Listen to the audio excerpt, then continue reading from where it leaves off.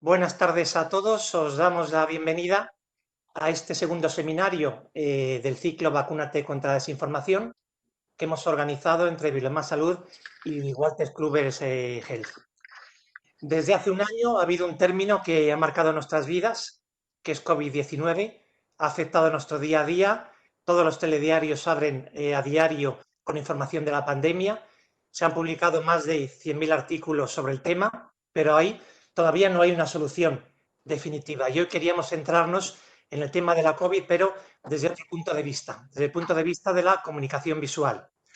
Y para eso hemos invitado a un catedrático de la Universidad de Barcelona, a Mario Pérez Montoro, que ya es un habitual en Vilomás Salud y que esperamos lo siga siendo en el futuro. Es un lujo contar con él y además realmente divulgativo, y creo que vamos a disfrutar un montón con su charla de esta tarde, que se titula Comunicación de datos y desinformación, el caso de la COVID-19.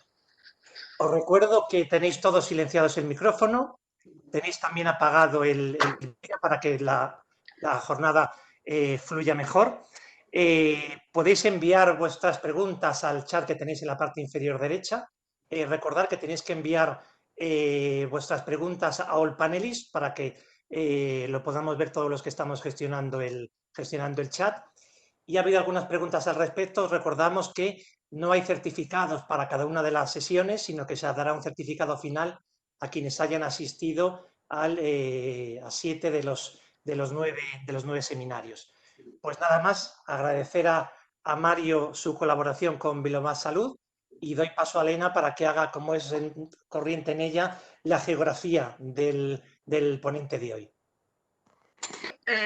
Como ha dicho José Manuel, tenemos hoy a Mario Pérez Montoro de la Universidad de Barcelona y vamos a ver un poquito en unas diapositivas visuales, seguramente menos visuales de las que haría él, pero bueno, para que veáis un poco su trayectoria profesional y por qué le hemos llamado y le hemos elegido para que esté aquí contándonos cosas interesantes. Él estudió en la Universidad de Barcelona, hizo un máster en la Universidad Politécnica de Cataluña y luego estuvo también en la Universidad de Bolonia, en el Instituto de Disciplina de la Comunicación, y luego estuvo de profesor asociado o visitante, que le llaman allí, en la Universidad de Berkeley, en la Escuela de Información, y en Stanford, en el Centro de Estudios del Lenguaje y de la Información.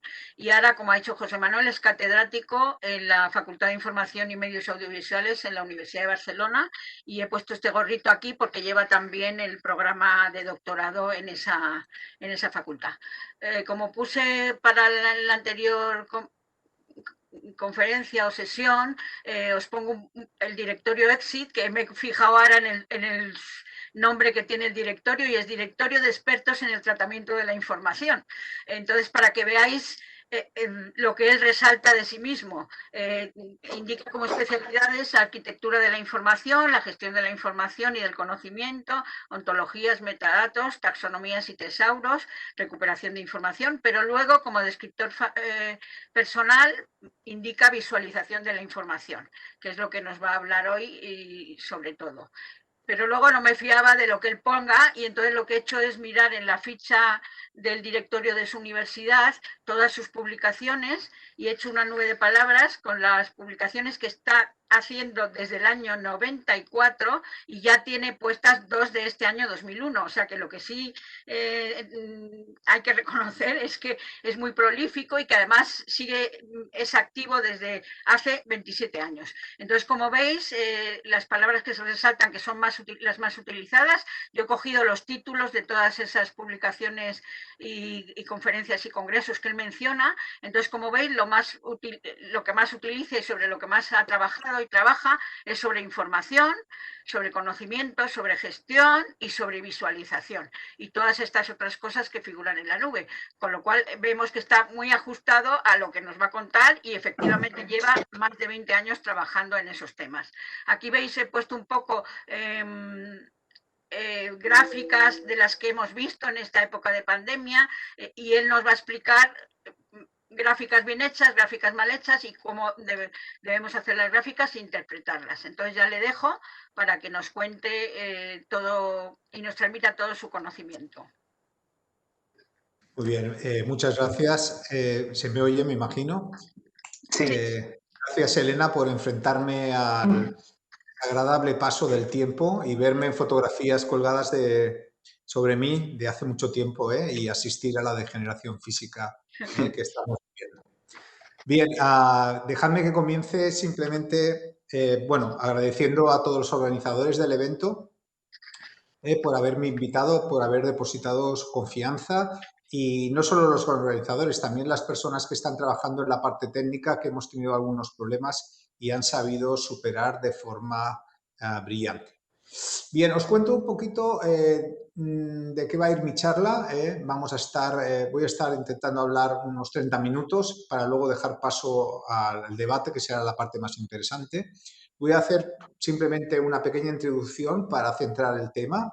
Luego voy a hablar de un fenómeno que nunca antes había pasado, que es el lema de aplanemos la curva, cómo se hemos colocado una gráfica en el centro de una estrategia comunicativa. Esto nunca antes había pasado. Luego también hablaré uno de los grandes problemas que tiene la comunicación sobre la pandemia, que es los problemas relacionados con los datos y cómo se nos están metiendo por ahí verdaderos intereses o descripciones poco adecuadas de lo que debe ser. Y acabaré la charla un poco mostrando un catálogo de buenas prácticas de cómo se ha comunicado bien en esta pandemia con visualización de información y ejemplos de cómo no se ha comunicado, vamos a decirlo en plan educación británica, no tan bien utilizando este tipo de recursos comunicativos. Bien, si os parece bien, comienzo con esta breve introducción. Bueno, todo el mundo, no es ninguna novedad, todo el mundo sabe que llevamos un año de pandemia. Todavía recuerdo cuando nos llegaban aquellas noticias de China que construían un hospital en una semana para atender a personas afectadas por una extraña enfermedad respiratoria. Nos hacía hasta gracia, hacíamos chistes, mira, la Sagrada Familia, nosotros casi 100 años construyéndola y ellos en una semana la acabarían, ¿no? Hacíamos este tipo de chistes, pero luego ya no nos hizo tanta gracia cuando comprobamos que confinaban de forma casi militar en sus casas a toda una ciudad de 11 millones de habitantes. Lo que vino después todo el mundo lo sabe, miedo, incertidumbre y en el peor de los casos el duelo por la pérdida de seres queridos y nuestras costumbres sociales y personales se vieron alteradas, ya no nos relacionamos igual. Y comenzó a planear sobre nuestras cabezas una importante crisis económica de la que todavía no sabemos ni cómo vamos a salir. Bien, este es el hecho sobre el cual vamos a hablar, sobre este fenómeno de la pandemia. Vamos a pasar ahora a ver el tema de aplanar. Desde que la Organización Mundial de la Salud declaró la pandemia, entre nosotros se comenzó a instalar paulatinamente una especie de neolenguaje orwelliano, que nunca antes habíamos utilizado y que incluía palabras que nos eran totalmente ajenas, como coronavirus, yo no lo había oído antes nunca, PCR, test de antígenos, anticuerpos IgG, IgM, confinamiento, tasa de contagios, desescalada, incidencia acumulada, hidroxicloroquina, acordaros que contra guerra nos dio esta palabra, FFP2, COVID-19, tasa de letalidad o SARS-CoV-2, entre otras muchas.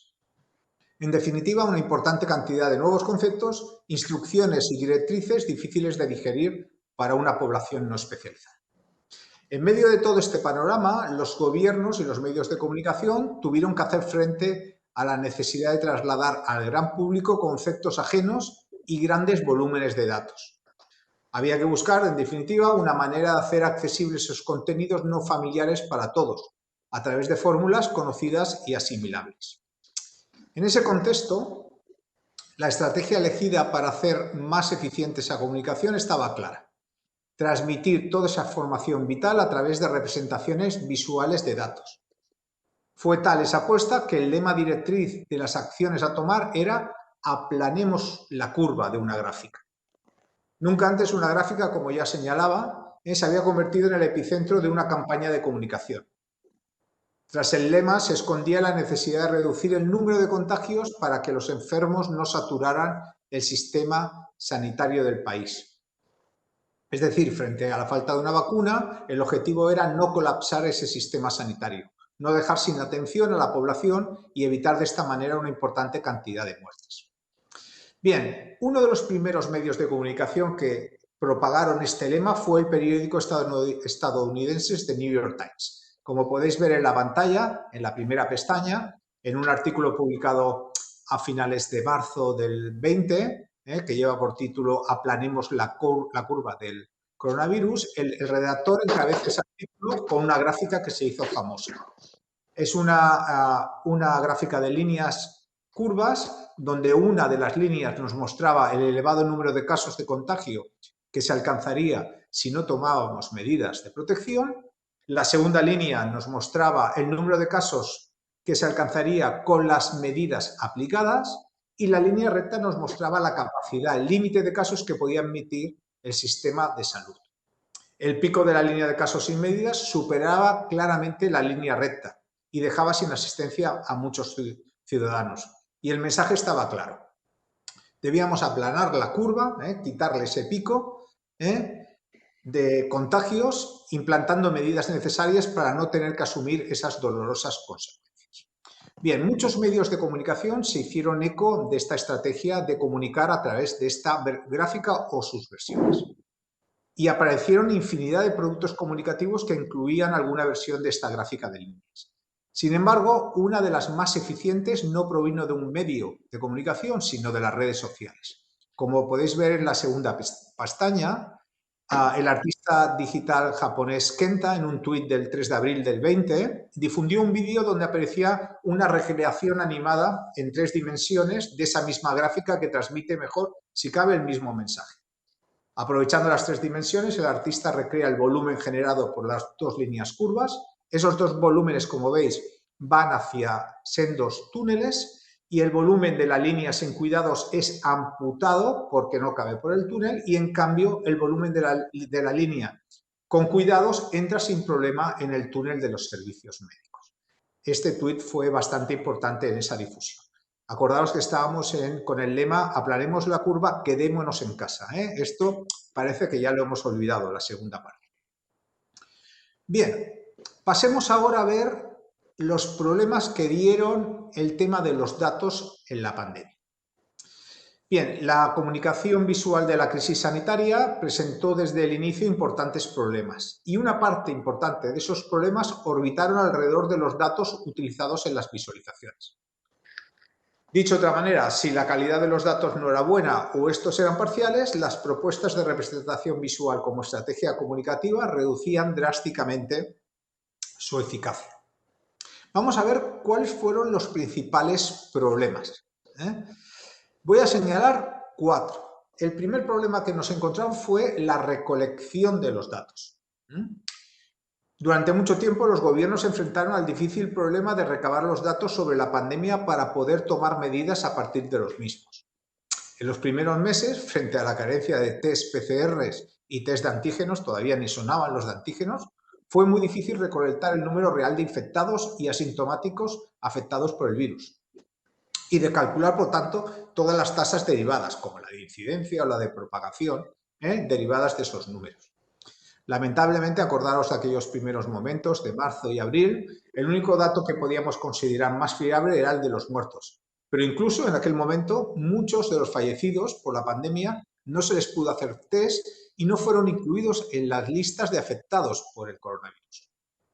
Estos problemas de recolección impedían adivinar, entre otras cosas, la evolución real de la enfermedad, de la pandemia, o el efecto de las medidas, aquellos confinamientos que se iban tomando para intentar paliar. Ese fue el primer problema, la recolección de los datos. El segundo problema era, una vez recolectado, la gestión de esos datos recogidos. Nunca existió una base de datos ni nacional ni internacional compartida donde registrar, administrar y compartir esos valores con los expertos. Cada administración, nacional o local, los gestionaba de una forma individual y los compartía a partir de sus propios criterios, impidiendo así cualquier tipo de posible análisis comparativo. Además, para agravar ese problema, no se trabajó en la interoperatividad de esos repositorios. Esa interoperatividad podía haber mejorado el compartimiento y la generación de datos agregados con respecto a cualquier unidad política o geográfica, región, país, continente que quisiéramos analizar. Bien, dos problemas, la recolección de datos y la gestión. El tercer problema fue la actualización de los datos. Nunca existieron criterios claros de cuándo y cómo actualizar esos valores. Algunos países o administraciones lo hacían de forma diaria. Aquí lo hacíamos en España. Otros lo hacían de forma semanal. Algunos, incluso por las tardanzas en la obtención de los resultados de las pruebas de contagio, recogían una cifra de infectados diarias, pero iban redondeando semanas después a partir de la recepción de los resultados de las pruebas. Es decir, Comunidad de Madrid, hoy ha habido 2.000 infectados y un mes después consultan los datos y ese día que dijeron que hubo 2.000 infectados, hubo 4.600, porque posteriormente se iban añadiendo los resultados de las pruebas. Bien, recapitulo. Problemas, recolección de datos, gestión de datos y actualización de datos. Y no quiero dejarme en el tintero uno de los problemas más importantes, que fue, y aunque parezca paradójico, el problema político relacionado con estos datos. Lamentablemente, algunos gobiernos, no voy a nombrar ninguno, pero locales, regionales, nacionales, pudieron ver en la interferencia de esa recolección, de esa gestión, de esa actualización de los datos de la pandemia, una posibilidad para sacar cierto rédito político y presentarse delante de sus administrados como gestores ejemplares de la emergencia sanitaria. Entre las estrategias que implementaron, por ejemplo, la posible reducción del número de test para bajar así artificialmente la tasa de infectados. Acordaros de Trump, que dijo, queremos bajar la tasa de infectados, no hagamos test. Pues no hacemos test, no hay infectados, miramos hacia otro lado. Otra estrategia, la actualización a posteriori, lo que señalaba antes, incluso meses después de los datos de la pandemia asignados a un día concreto para corregir alguna tendencia. Tenemos en mente cómo comunidades que no han tomado apenas medidas correctivas, pues bajaban sus índices. Pero luego, cuando lo revisábamos tiempo después, veíamos que aquellos índices que habían sacado propagandísticamente en su momento no eran del todo correctos. O incluso, a mí lo que me parece muy grave, porque luego veremos un ejemplo de cómo se puede ver aplicado, algunas administraciones retrasaron, yo quiero pensar que involuntariamente, la asignación de un código a los infectados para no hacer operativa una aplicación móvil de rastreo que había sido propuesta por una instancia administración superior. Es decir, no daban, todo el mundo tenía el radar COVID en su móvil, yo fui uno de los primeros, pero mi administración no me daba un código para meterlo dentro, por lo tanto no funcionaba el radar COVID. Creo que costó 1,5 millones de euros la aplicación. Bien, los 4 problemas, vuelvo a repetir, recolección, gestión, actualización de datos y también esa dimensión política que nos ha afectado. Bien, pero aunque hubiese estos problemas, también me gustaría señalar algunas buenas prácticas. Voy a señalar concretamente 2 en la gestión y recolección de datos. La primera la podéis ver en la pestaña que nos ha mostrado Maurice, que es la web del Sistema Público de Salud del Gobierno británico. En esa web abierta, la Administración británica nos ofrece una consola de gráficas, si bajamos un pelín las veremos, muy limpias, muy simples para visualizar de forma cómoda y actualizada. Siempre indican la fecha y la hora de actualización, los datos de la pandemia en ese país. Cuánto hemos añorado una página web como esta en cualquiera de las administraciones que nos gobiernan. Nos presenta una representación gráfica de esos datos, pero además nos permite buscar por área geográfica, incluso hacer mapas. Es una web bastante completa.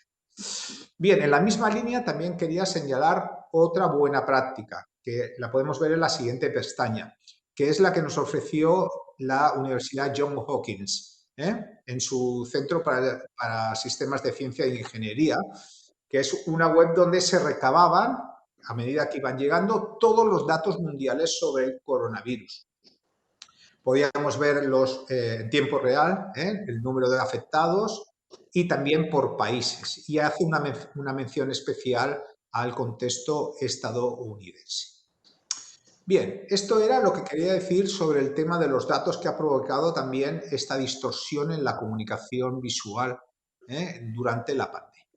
Vamos ahora a pasar a revisar algunas buenas prácticas y algunas no tan buenas prácticas comunicativas relacionadas con la visualización de información. Bien, la visualización en los datos se erigió como una de las estrategias comunicativas más eficientes para informar y también para controlar la pandemia, para buscar soluciones. La lista de propuestas comunicativas de este tipo es infinita, algunas con mejor acierto y otras con importantes limitaciones. Vamos a ver algunas buenas prácticas relacionadas con la comunicación sobre la naturaleza del virus, sobre el proceso de contagio, sobre la expansión de la enfermedad y también sobre cómo evolucionó la movilidad de nosotros frente a la pandemia. Pero también señalaremos algunas malas prácticas o visualizaciones ineficientes en este contexto temático.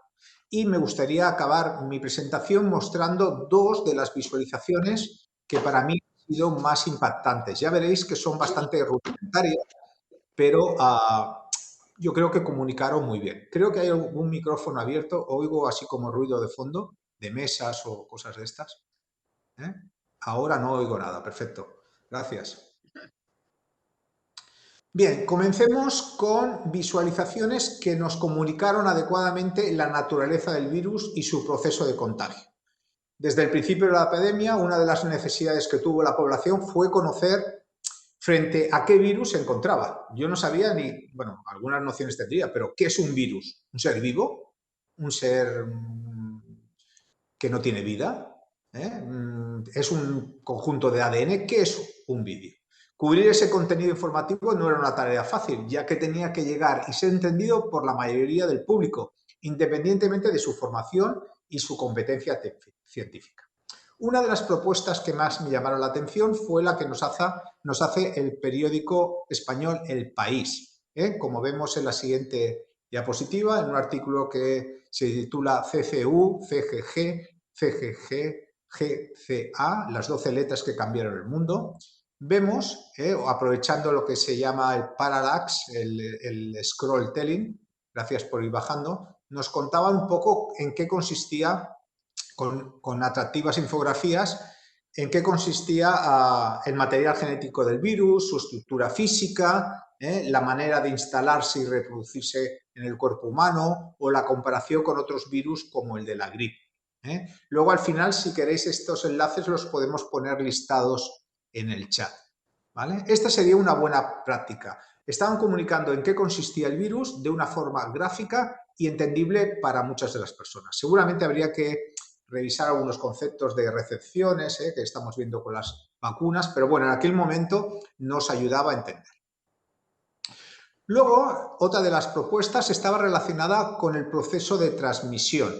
Y yo creo que la mejor respecto al proceso de contagio y transmisión lo hizo el Washington Post el 14 de marzo, que podemos ver en la siguiente diapositiva, y nos contaba cómo se contagiaba el virus. Si vamos bajando, vemos al principio un poco cómo al estar en contacto, esta gráfica, ¿no? La siguiente, estos puntos que se mueven, al entrar en contacto contagiábamos a otra persona. Si bajamos la gráfica, vemos, por ejemplo, cómo nos contagiamos cuando cada uno sin restricción se mueve a su libre albedrío, cómo va cambiando. Los puntos rojos son los que se van contaminando.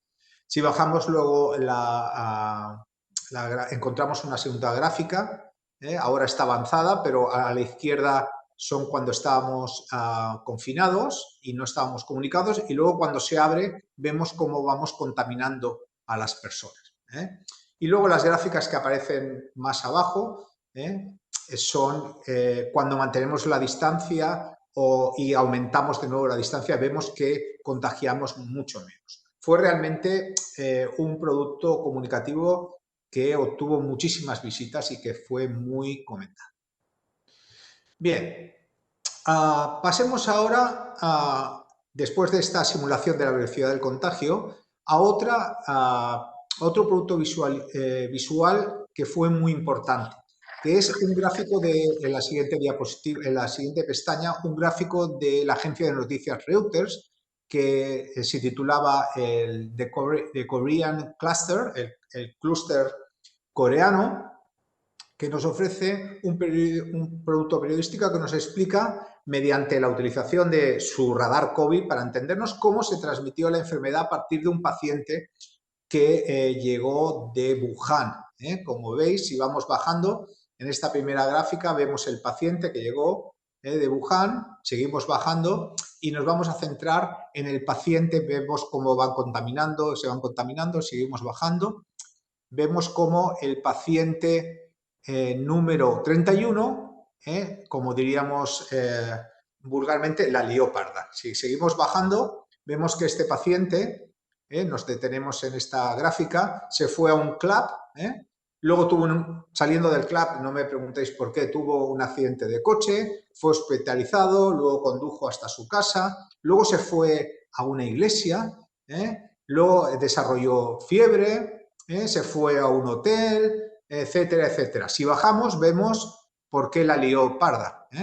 Esta persona, con ese comportamiento, llegó a infectar a 5.016 personas. Todo eso se hizo y se pudo controlar por la trazabilidad de su radar COVID, para entenderos. Fijaros cómo de lejos hemos estado en nuestro país de poder controlar la enfermedad de esta manera. Bien, yo considero que esta es una muy buena práctica. Bien, y quiero terminar con una práctica, muy buena práctica también, que es una que nos propone el país, que es en la siguiente diapositiva, que es de hace un par de meses, cuando se introdujo el concepto de los aerosoles. Es un producto periodístico que nos explica cómo el paciente cero, que está contaminado, está en una habitación, está hablando. Si le das al scroll, veremos que en poco, sin medidas, hablando fuerte, las cinco personas que están junto a él se contaminan. Si seguimos bajando, vemos que si se ponen mascarillas, solo 4 de los 5 se contagian, y si seguimos bajando y abrimos las ventanas y usamos las mascarillas, podemos estar el doble de tiempo sin contagiarnos dentro de esa habitación. Daros cuenta que ha sido la página web más visitada de la historia digital del país. O sea, ni los papeles de Bárcenas ni nada, ha sido esta web. Y de hecho ha sido nombrada por el New York Times, por el Washington Post, se ha traducido al inglés y ha sido un éxito brutal el de esta web. Bien, pasemos ahora también a buenas prácticas relacionadas con la movilidad. Y para hablar de la movilidad voy a recurrir a dos páginas web que nos ofrecen los gigantes tecnológicos, que son Google y Apple. Si pasamos a la siguiente diapositiva, bien, pestaña, aquí vemos cómo Google, utilizando el Google Maps, nos ofrece los datos sobre la movilidad, cómo ha variado la movilidad en un área geográfico. Por ejemplo, si hacemos una búsqueda, ponemos Barcelona, por ejemplo, muy bien, entramos y nos bajamos el PDF, tenemos un informe de cómo ha variado la movilidad, cómo ha reducido nuestra movilidad por recreación, o cómo ha bajado nuestras visitas a las farmacias, a los parques, como estáis viendo, al trabajo. Con el teletrabajo ha bajado casi el 40%, y cómo ha aumentado los movimientos residenciales en nuestra casa o en nuestros municipios. Es un informe bastante interesante. Lo mismo en la siguiente pestaña ha hecho Apple, aprovechando su Maps, ha hecho también informes. Si ponemos ahora de nuevo Barcelona en la caja, vamos a ver cómo ha variado. Y vemos cómo el tránsito ha aumentado. Esta bajada de la curva es el confinamiento, como estábamos en el pico y de repente de un día para otro nos fuimos a casa y el tránsito público se fue, luego el privado más y también incluso el tráfico a pie. Un poco podemos ver cómo ha ido evolucionando. No estamos en los números de movilidad que estábamos antes de la pandemia ni de lejos, como podéis ver. Bien, estas serían algunas buenas prácticas relacionadas con la movilidad. Ahora quiero mostrar algunas buenas prácticas que utilizaron recursos visuales poco habituales. Por ejemplo, en la siguiente pestaña podemos ver una gráfica que nos ofrece, si bajamos un poco, el Financial Times, que nos ofrece la evolución de los muertos, aquí, por coronavirus, y utilizan lo que se conoce una gráfica de flujo, un string graph en inglés, que es simplemente como si fuera líneas apiladas una de otras, pero en lugar de ponerlas una encima de la otra, las apila y las pone simétricamente respecto al eje X. Y el resultado es como una especie de río que nos muestra un poco la evolución, por ejemplo, de muertes en Estados Unidos, va aumentando, luego disminuye, luego vuelve a aumentar las olas de esto. Esta es una buena práctica, considero también la introducción de estas novedades. Podemos ver esta buena práctica en un medio mucho más modesto, que es la hoja de Sao Paulo, de Brasil, en la siguiente pestaña, que es lo mismo, solo de un periodo más corto, y nos utilizan el mismo recurso visual. Bien, vamos a ir acabando. Vamos a ir ahora a pasar a las prácticas que no son tan buenas, que presentan problemas. Bien, la primera de esas prácticas la encontramos en un recurso que ya hemos visto, que habíamos puesto como buena práctica de gestión de datos. Pero fijaros, en el centro, que está Mauricio ampliándolo, podemos ver un mapa con los casos. Si lo hacemos un poquito más pequeño, bueno, sí, da igual, así es suficiente. Podemos ver como todos los muertos en Francia mediante un círculo, en España lo han hecho por comunidades, tenemos esta estructura organizativa, en Portugal solo hay un círculo, pero fijaros, el problema viene cuando vemos Estados Unidos. Ahora se carga. Parece que en Estados Unidos ha habido una contaminación brutal comparada con Europa. ¿Qué ha pasado aquí? Que no han representado los estados con un círculo, sino que lo han representado mediante los condados. Y claro, eso produce un solapamiento de los círculos que impiden un poco la lectura. No es que haya proporcionalmente tantos casos más en Estados Unidos frente a Europa, sino que la unidad de representación es diferente. Ese sería el primero de los casos. Si pasamos a la siguiente pestaña, veremos un caso diferente. Este es de nuestro amado gobierno español, que nos hace una representación de los casos. Se cubre la parte amarilla, cubre el mapa. Bueno, es un mapa donde nos representan los fallecidos. A ver si podemos quitar la parte amarilla para que podamos compararlo. La otra, hay una parte arriba. Bueno, casi. Bien, simplemente mostraros que el problema en esta gráfica es que utilizan los círculos para representar el número de fallecidos. Y, por ejemplo, el círculo de Cataluña y el País Vasco yo diría que es casi igual. En cambio hay, 45 casos y en Cataluña hay 24 casos. El círculo de Madrid no se ve, pero el de la Comunidad Valenciana es igual, pero hay como 3 veces más casos en Madrid que en la Comunidad Valenciana. Es decir, están utilizando un recurso visual para representar. Sigo oyendo como ultratumba. Es Elena. Elena, cierra el micrófono, please. Como esos círculos no nos permiten entender de forma adecuada. El representar datos con círculos es un negocio muy malo, porque los seres humanos no discriminamos entre áreas, sino que discriminamos entre radios o diámetros. Y aquí están representados con áreas y es muy difícil de comparar. Bien, sigamos con otra mala praxis. En la siguiente pestaña vemos que es un ejemplo de Radio Televisión Española, de su tweet. Aquí nos está presentando los datos acumulados en Cataluña frente versus Madrid. En su web lo puedes encontrar correctamente. Utilizan un software que se llama Floris y hacen las dos gráficas de barras, pero el problema es cuando lo pasan esa gráfica al Twitter y la leemos con un dispositivo móvil. Como Floris no es responsive design, no se adapta al tamaño de la pantalla, lo que nos hace es aglutinar los datos y evidentemente aquí no podemos ver absolutamente nada porque se solapa todos los datos, ¿eh? Podemos intuir un poco a través del eje Y, pero no podemos leer los datos de incidencia que han tenido. Bien, si seguimos con la siguiente diapositiva, esto mis alumnos le llaman la gráfica volcán. Aparece de nuevo la línea amarilla, el cuadrado grande amarillo justo encima. Bien, es una gráfica que nos hace un catedrático de geografía de la Universidad de Oxford, en la cual intenta representar la media diaria de contagios y muertes y también si aumenta o decrece sería. Y el resultado es una especie de espiral donde hay un solapamiento visual enorme, donde se solapan colores, líneas, etcétera, muy difícil de entender. Es una mala praxis.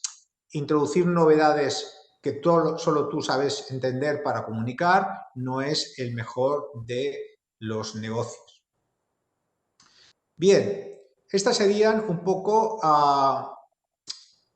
las gráficas. La idea de estas gráficas no era mala, pero no comunican bien. Voy a terminar la charla poniendo dos de los productos visuales que mejor han funcionado desde mi punto de vista. Si pasamos a la siguiente pestaña, veremos un poco lo que nos hizo el New York Times el 24 de mayo. Creo que llevaban en Estados Unidos a fecha, ahora llevan 500.000, ahí llevaban 100.000 muertos. Y el New York Times utilizó un recurso muy antiguo, que es pasar de la parte conceptual de los números a cosificarlos, a transformarlos en cosas que nos golpeen. Y lo que hizo fue una selección de los 10.000 primeros muertos en Estados Unidos y puso sus nombres en la portada. Y realmente impacta ver esta portada y solo eran 10.000, no eran los 100.000. Luego hizo una versión visual, si pasamos a la siguiente pestaña, de esta misma portada en la cual pasamos a la siguiente pestaña. No podemos pasar. Ahora, perfecto. Que hizo lo mismo pero de forma interactiva. Si vamos bajando nos van apareciendo esos nombres y podemos ver que era un superviviente de cáncer, tenía tantos años, tenía hijos, su hobby era etcétera, etcétera. Fue impactante.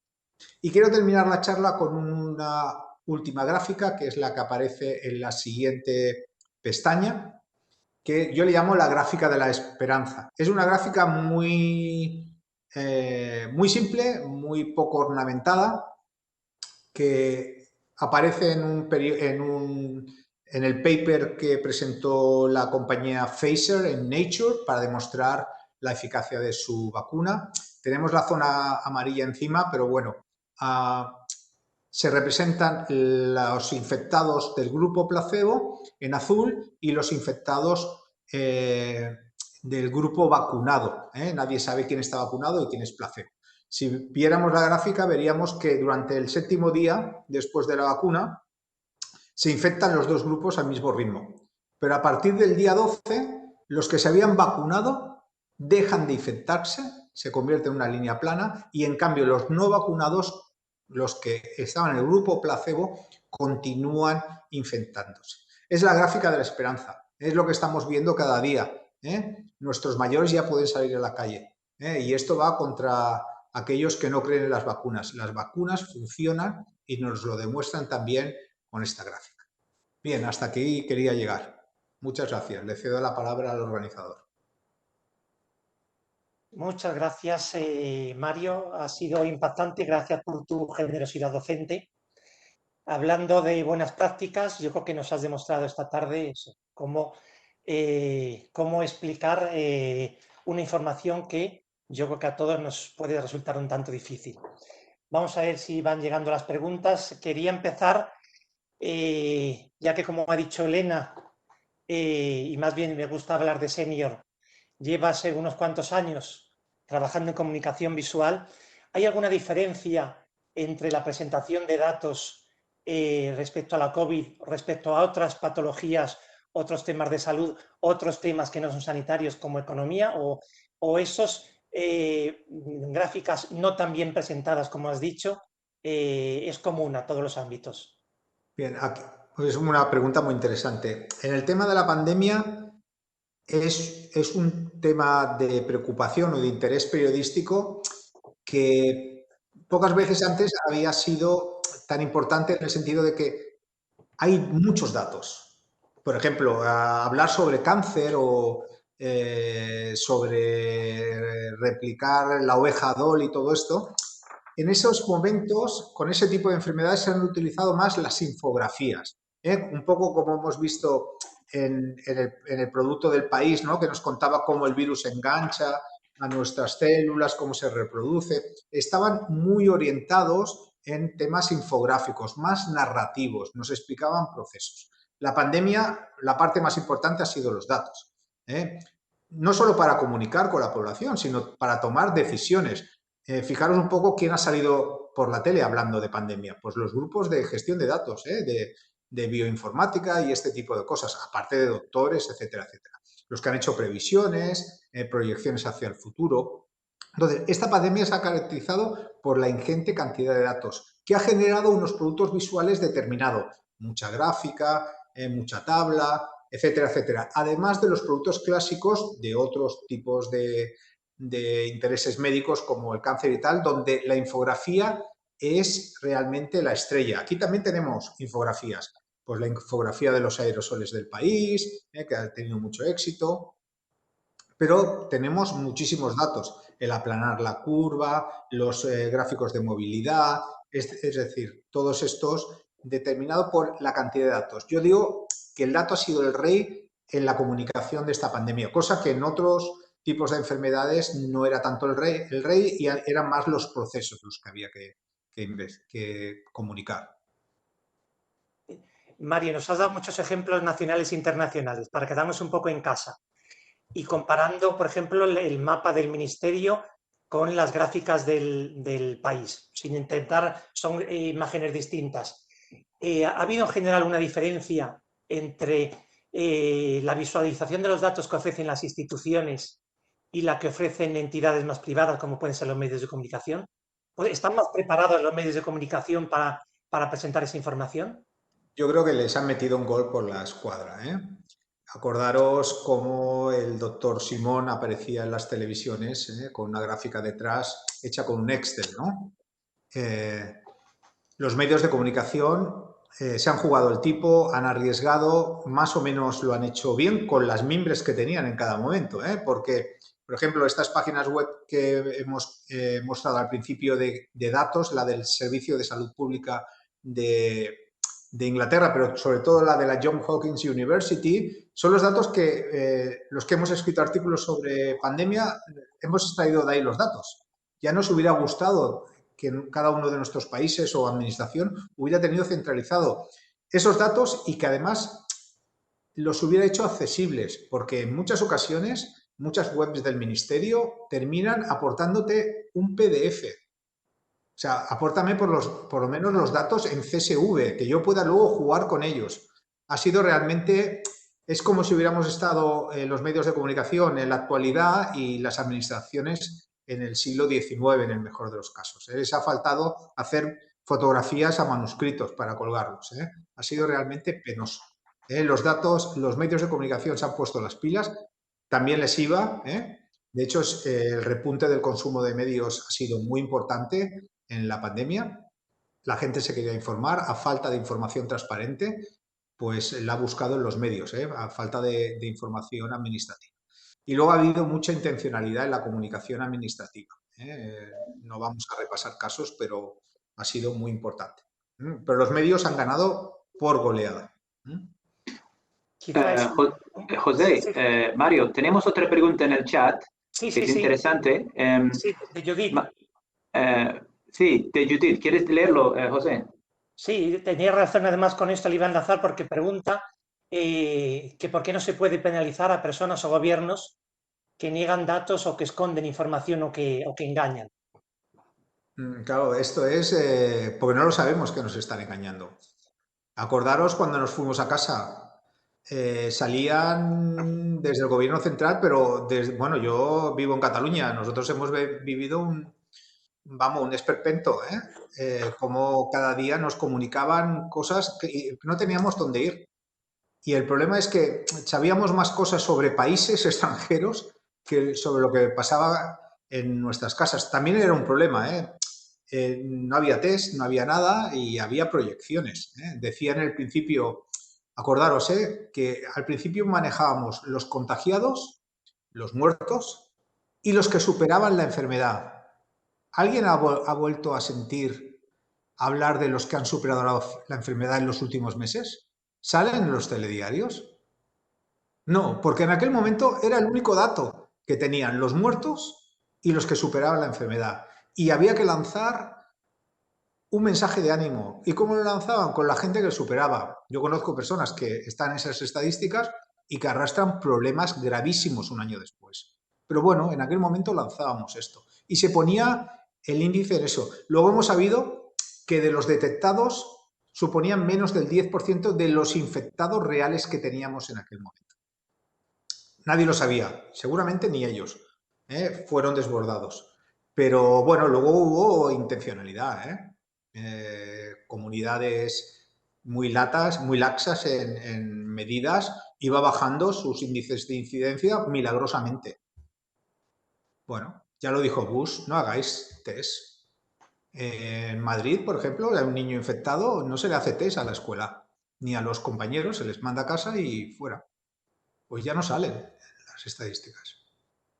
Es una manera de, si no lo cuento, no existe. Y si no existe, estamos mejorando. Venga, abramos todo. Adelante. Cataluña, ahora mismo, si veis las noticias, después de una aparente bajada, sin variar las restricciones, están subiendo. La tasa de transmisión está casi en 1, que es cuando empieza la infección comunitaria, y aumentan las UCIs, etc. Y no se han variado las restricciones. Alguien podría calcular, y esto lo pueden hacer los que se dedican a modelos matemáticos, cada una de las medidas tomadas o no tomadas, cuántos muertos ha supuesto. Se podría tomar perfectamente.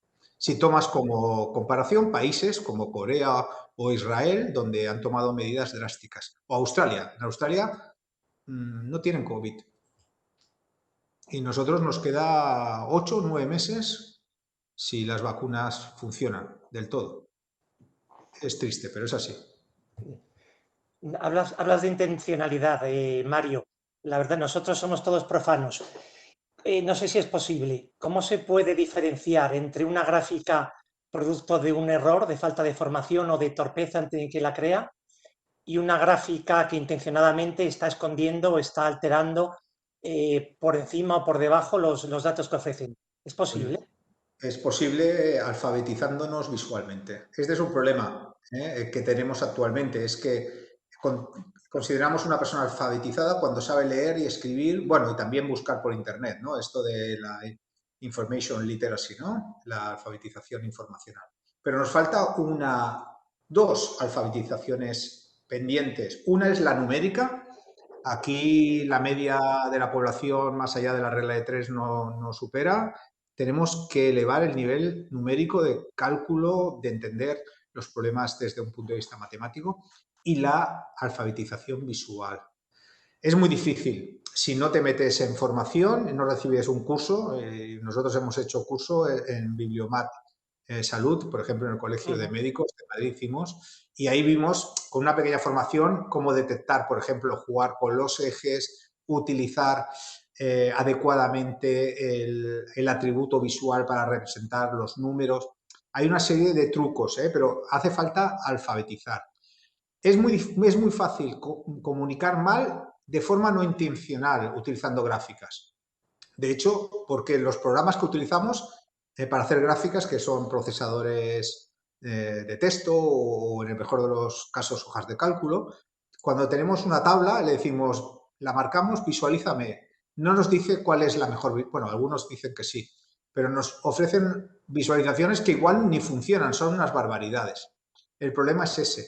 Hay una serie de tips para detectar malas visualizaciones y también para visualizaciones intencionalmente mal diseñadas para engañar. Si visitáis los twitters de los partidos políticos, es una fuente inagotable de malos ejemplos de visualizaciones intencionales para comunicar cosas que no son del todo ciertas. Pero es simplemente alfabetización. No podría, bueno, podría dar ahora 10, 20 consejos, pero la lista sería enorme. Bueno, te invitaremos a más cursos. Lo quieras. Para alfabetizarnos todos. Oye, otra pregunta. Hemos visto gráficas, imágenes muy sofisticadas, que algunas incluso podían ser difíciles, como aquella de los ríos, y otras muy sencillas. ¿En qué medida está reñida la sofisticación de las herramientas o de la visualización con el mensaje que se quiere transmitir? Sí, es una buena pregunta. Siempre cuando hacemos una visualización buscamos el equilibrio entre la comunicación eficiente y llamar la atención de nuestros consumidores. Si no llamas la atención y pones una tabla allí de 2 páginas, nadie las mira. Entonces hay que mantener un equilibrio. Lo bueno que tenemos ahora es que existe la versión electrónica de los medios y frente a visualizaciones que en papel serían muy difíciles de entender, como son interactivas, tú puedes pasar el ratón, puedes hacer filtros, etcétera, etcétera, podemos hacer cosas más sofisticadas y que terminan entendiéndose por parte de los usuarios de esas visualizaciones. La visualización interactiva es realmente el camino para ir complicando las cosas y que cada uno en función de sus intereses informativos, de su capacidad de comprensión, de su background, pueda entender la información que está representada en esa visualización. En papel es muy complicado. Si nos salimos de las líneas, las columnas, las barras, los ciclogramas y este tipo de cosas, la cosa se complica mucho. Estos 2 ejemplos que he puesto de las gráficas de flujo se entienden muy bien porque puedes pasar el ratón por encima y te segrega Estados Unidos del resto y lo puedes ver perfectamente. Bien, una última pregunta. Estamos casi llegando a las 6. De todas maneras, todo esto se complica porque muchos de los medios de comunicación ahora mismo ya están restringidos, porque antes era mucho más fácil acceder a muchas de las páginas, ¿no? Una última pregunta. Buena parte de estas no tan buenas prácticas relacionadas con la COVID pueden estar relacionadas con esa necesidad inmediata de ofrecer la información, con esa rapidez que de un día para otro teníamos que tener datos e imágenes. Claro. Sí, hay 2 tipos de productos. Los que son productos de break news, de ha pasado esto, hay que comunicarlo rápido. Por ejemplo, cada día que salíamos al mediodía y veíamos los muertos, acordaos de abril, que salía el doctor Simón diciéndonos cuánto, ese tipo de cosas rápidas. Pero luego vienen los artículos de reflexión, ¿no? Casi todos estos productos que os he puesto son artículos más de reflexión, de panorámica, etcétera, etcétera. Y ha ocurrido una cosa muy curiosa. Por ejemplo, el otro día estuve en una charla y un amigo mío personal trabaja en el New York Times, es editor gráfico de gráficos en el New York Times y nos contaba que el New York Times ha creado una serie de productos, por ejemplo, ha actualizado con puntos como cuando he acabado la charla con los 10.000 muertos y tal, el New York Times antes de ayer sacó la portada con puntos, los 500.000 muertos en US. Y cada punto es clicable. Y entonces lo han hecho de tal manera que en la versión electrónica se va a actualizar de forma automática. Es decir, hacen un producto, lo lanzan el 20 de febrero del 2021, pero se va actualizando cada día. Simplemente conecta una base de datos y tienes un producto actualizado al día. Esta es la gran ventaja. No es un trabajo en papel que se cierra la carpeta y habría que revisarlo de nuevo. Son productos dinámicos.